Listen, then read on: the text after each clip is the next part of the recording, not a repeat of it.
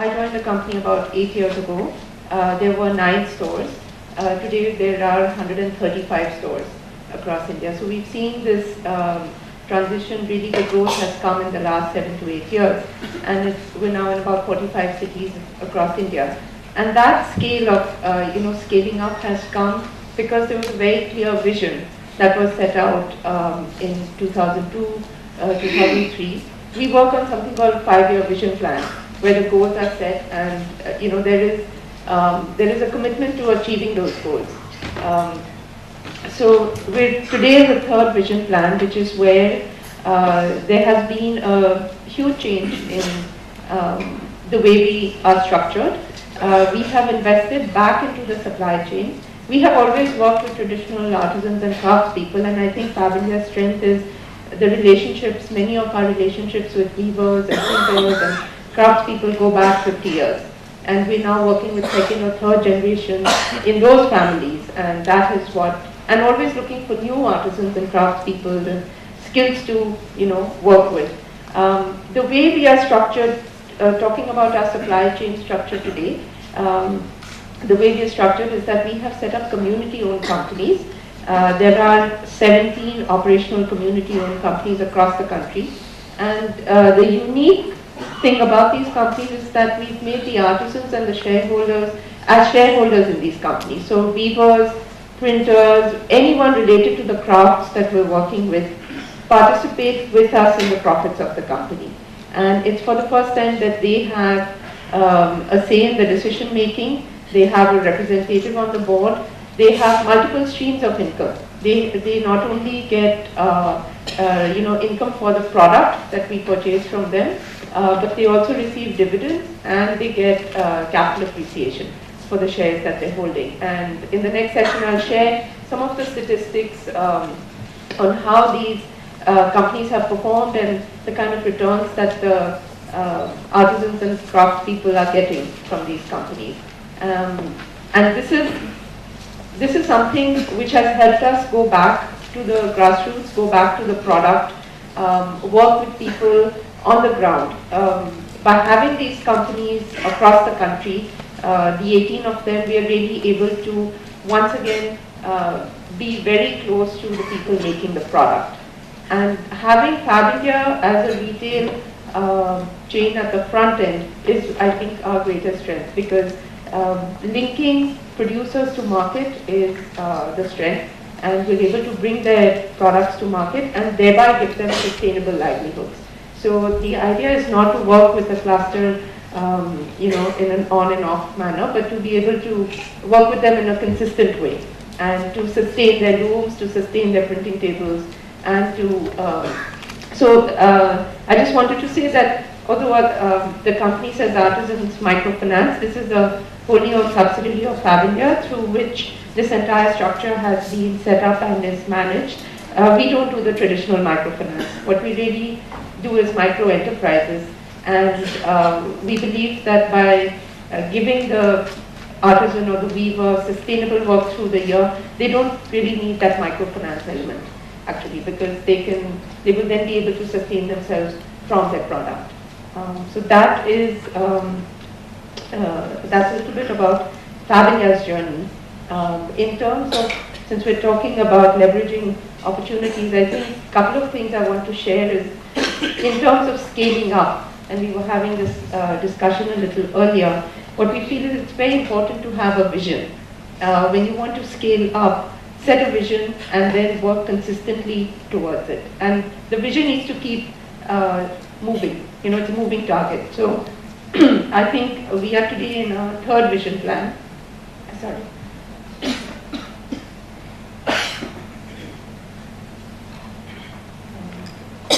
The first 2 vision plans had certain targets which we achieved. The 3rd vision plan is to take Fab India to a certain level, to touch 100,000 artisans and craftspeople, bring them in as shareholders into these companies.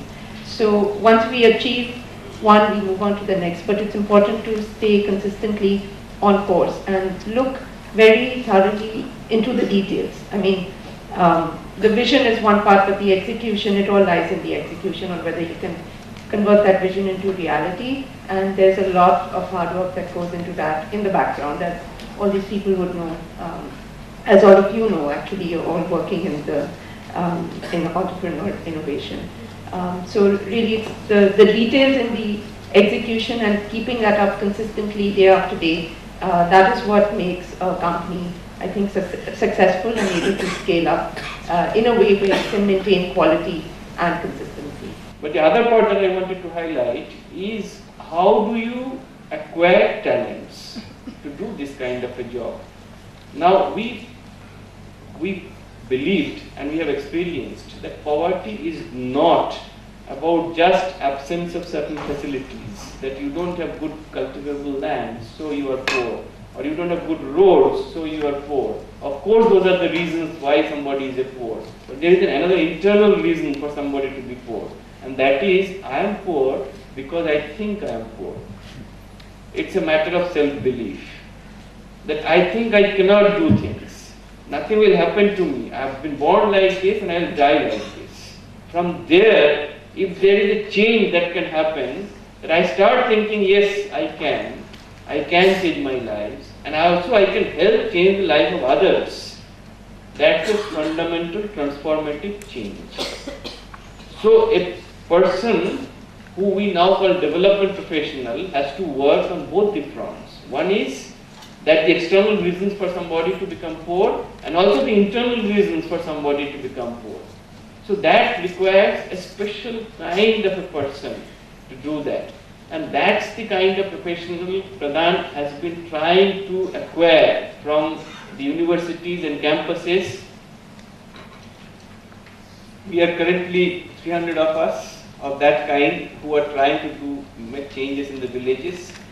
There are 500 more who have undergone through the programs of Pradhan, who contribute in various ways to development sector. They are still in the development sector. They are no longer in Pradhan, but they would be found in places across who are contributing their might to the cause of development. In fact, Naveen is one of them. There was this vagabond who had nothing with him. He was very poor, and he was doing offhand small little works, not getting much returns for that. So nobody identified him with a name. Hey, Barlaili. So just say, who is there, come here, do this work, do that work. He was doing that work for small little money. He did not have much. Then later on, as he grew up, he took up a job in one of the landlord's house, doing meager things. And then they identified him as Timma. Timma is his name. So Timma Barlaili, Timma idin madu, patkondu hogu. So Timma will do all odd jobs. And he had no personal identity, but a Timma. Then Deshpande Foundation happened to be going there. Naveen, he met Naveen, and he was quite inspired by Naveen. So he joined a community, he joined an SHG, he started saving 5 rupee, 10 rupee, and then he set up a small little business unit, a small little BWD shop in the village, and then he started helping people by giving them things. So he became Timmana. Then the people started calling him Timmana, Manchuradumadi. So he started getting the name Timmana. And as he developed in his business, his association with Naveen went up, and then he started developing his business. Then he started saving some money. Then he started helping the community. He gave some donation to the school. He gave some donation to the temple. Then he helped people with credit, some small little loans and small little donations. Then they started calling him Timmappa. Timmapare, namaskar, hangidare Timmapare. He became from Timma to Timmappa. Then a little while later, as he grew up in his business, he started developing confidence. And then when he developed confidence, he started scanning the environment. Then he took up a little bigger business. He started a hotel. Then he started identifying himself with bigger people. Then one day, he contested the panchayat election. He won in the panchayat election. Then he sat for lunch with the same owner, landlord, with whom he started as Timma. Then that landlord, identifying the capacity of this Timma, he said, Timmayare namaskara. So he became Timma to Timmana to Timmappa to Timmaya. Now he has become Timmaya. Timmaya is the highest honor. The Ayya, word Ayya, is the highest honor that you get in a village for a real good person and a real committed person, real developed person. So this Timma, who was nobody, became a Timmaya after his association with the Deshpande Foundation. That took about 10 years. And my organization, SKDRDP, is engaged in making Timmas into Timmayas. That's the work we do.